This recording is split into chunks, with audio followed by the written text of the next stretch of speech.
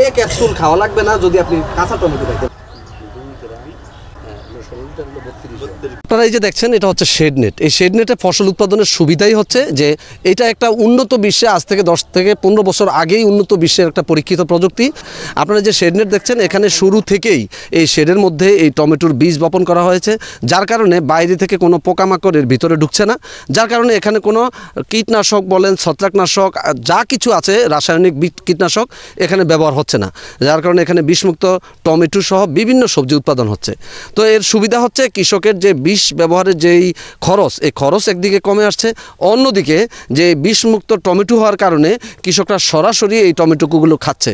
এতে করে যে টমেটোর মধ্যে যে বিটা ক্যারোটিন সহ অন্যান্য যে নিউট্রিয়েন্টসগুলো আছে এটা কৃষক সরাসরি নিতে পারছে, তাদের স্বাস্থ্য ভালো থাকবে এবং তারা বিভিন্ন জটিল রোগ থেকেও মুক্ত থাকতে পারবে।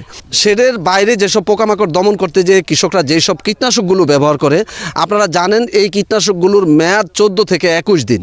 আজকে স্প্রে করলে 14 থেকে 21 দিনের মধ্যে এই টমেটো বা সবজি খাওয়া যায় না, অথচ এই কীটনাশকগুলোই কৃষক প্রতি সপ্তাহে 2 থেকে 3 বার ব্যবহার করে। তো এতে করে কৃষকের যেমন অর্থনৈতিক ক্ষতি, অন্যদিকে সারা বাংলাদেশের মানুষের স্বাস্থ্যগত সমস্যা আপনারা দেখছেন এখন জটিল কঠিন রোগগুলোতে আমরা ভুগছি। কিন্তু আমরা এখানে একেবারে মাটি শোধন থেকে শুরু করে যে আমরা এখানে বায়োডার্মা এবং রিচার্জ রয়েছে, আমরা এগুলো দিয়ে মাটি শোধন করেছি, ফলে মাটিতে যে ক্ষতিকর ব্যাকটেরিয়া, ছত্রাক এবং পোকার যে পুত্তলি রয়েছে, পুত্তলিগুলোকে আমরা মাটিতেই ধ্বংস করে দিছি। এরপরে যখন আমরা গাছটা উঠেছে তখন আপনারা জানেন রেড পামকিন বিটল, ইপিল্যাকনা বিটল এসে পাতা ছিদ্র করে পাতাকে নষ্ট করে দেয়, গাছের বৃদ্ধি নষ্ট করে, সেটার জন্য আমরা ইউলো স্টিকি ট্র্যাপ লাগিয়ে দিয়েছি। এরপরে আসে এখানে থ্রিপস পোকা, সেটার জন্য আমরা ব্লু স্টিকি ট্র্যাপ লাগিয়ে দিয়েছি।